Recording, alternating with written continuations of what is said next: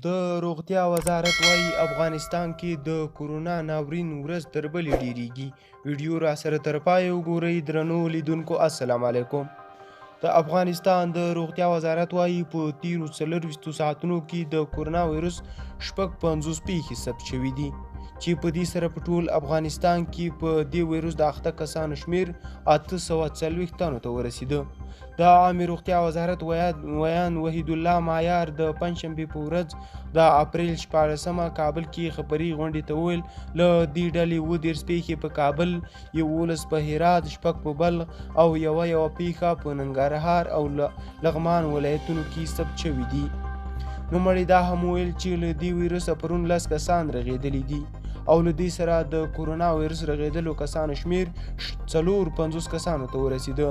د ښاغلي معیار په خبره پرون د کابل ختیځې ولسوالۍ سروبي کې له کورونا وایرس د یو کس مړه کېدو سره په ټول افغانستان کې له دې وایرسه د مړو شمیر 13 تنو ته ورسېده.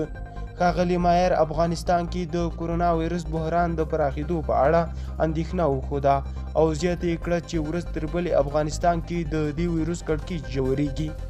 افغانستان کې د ناورین ژوروالی ورځ تر بلې ډیریږي. دې ورځو کې پیښې ډیرې دي. که ارزونه وکړو پیښې له هغې ډیرې دي چې موږ یې اعلانوو.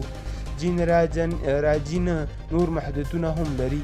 د روغتیا وزارت دا اندېښنې په داسې مهال دي چې ولسمشر غني د چهارشنبې په ورځ وویل له کورونا سره د مبارزې لپاره له پنجشنبې په ټول افغانستان کې د تجرید یا ګوښوتوب مرکزونه جوړوي.